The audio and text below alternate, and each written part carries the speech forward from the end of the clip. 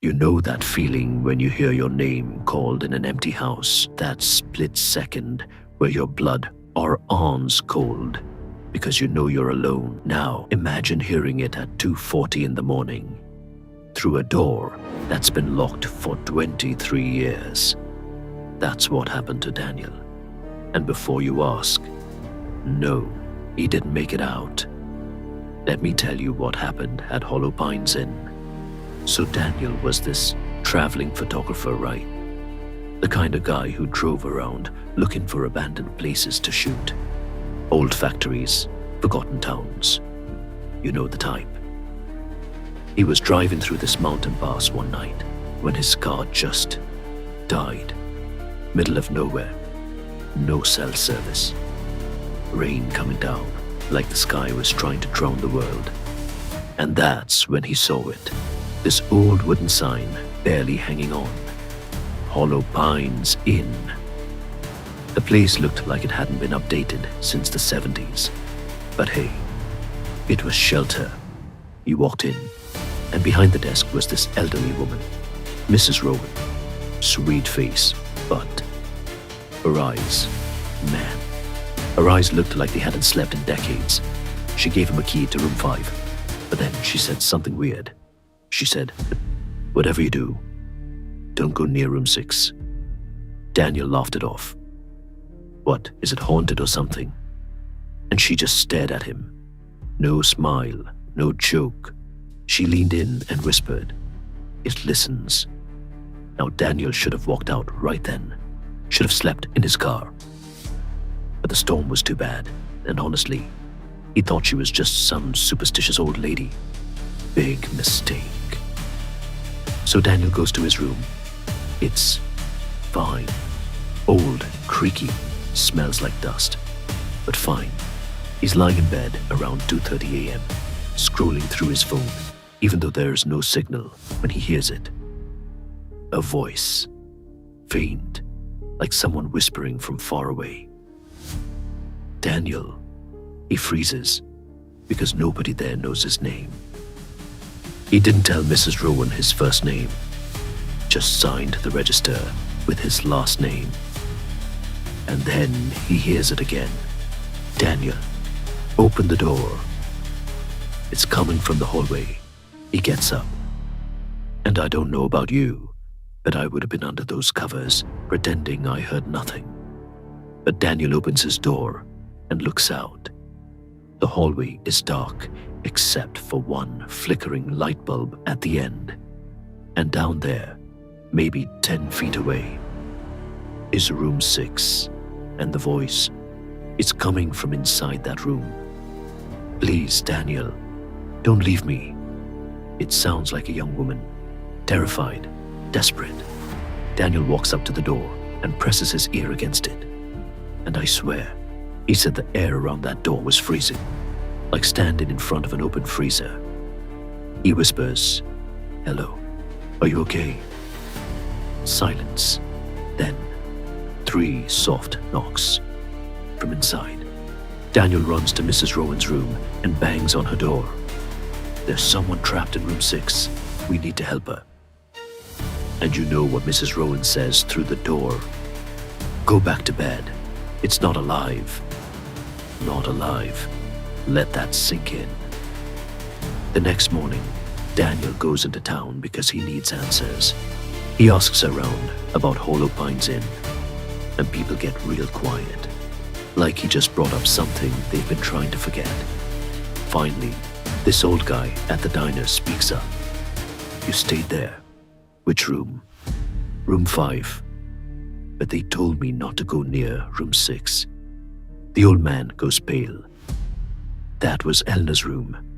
Turns out, 23 years ago, a 19-year-old girl named Elna Harper checked into that inn.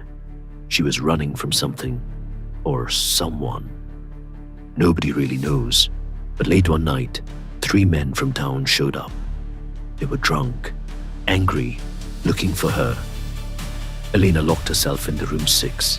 She screamed, she begged for help, and Mrs. Rowan, who was younger back then, she heard everything, but she was too scared to open the door. She didn't call the police. She didn't intervene. By the time the cops showed up the next morning, Eleanor was dead, hanging from the ceiling beam. No note, no explanation, just her body and a locked door.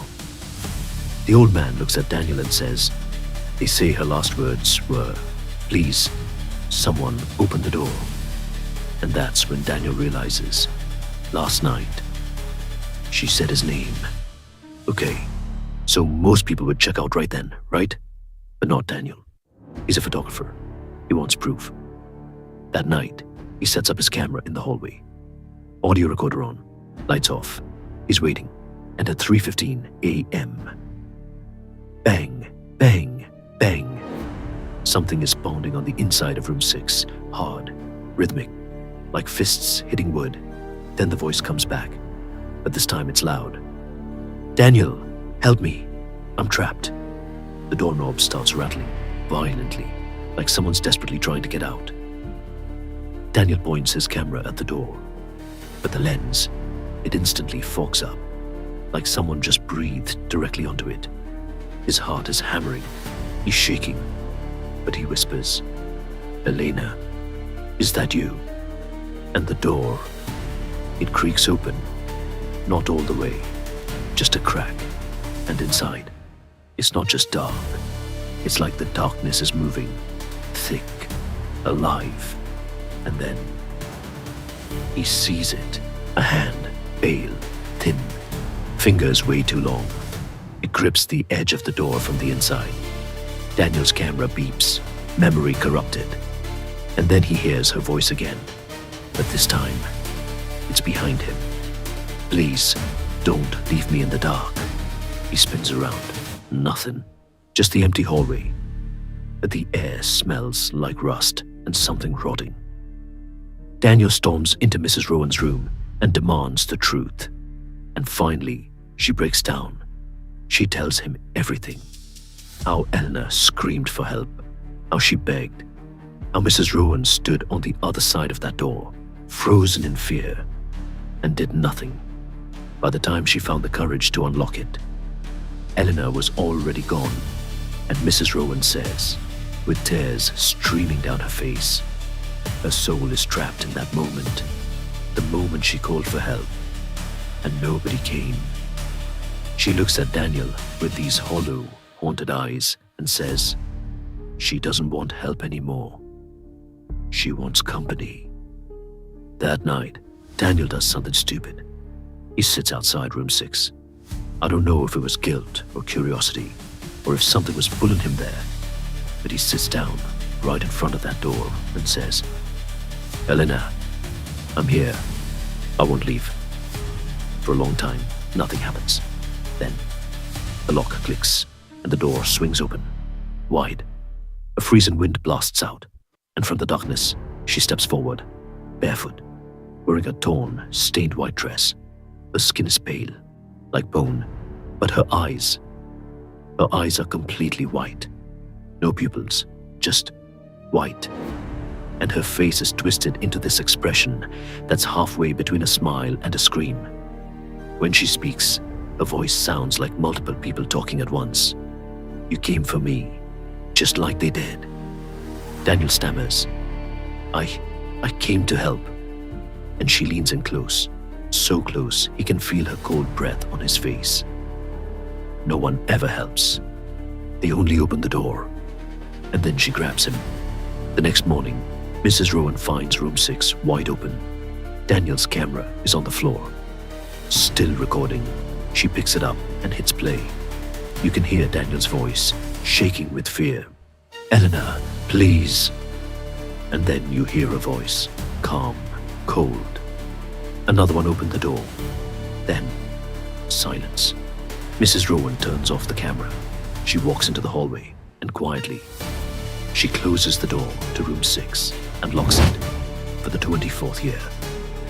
So, yeah, if you ever find yourself at a place like Hollow Pines Inn, and someone tells you not to go near a certain door, listen to them. Because some doors aren't locked to keep something in. They're locked to keep you from opening them. Thanks for listening. And hey, sleep well tonight.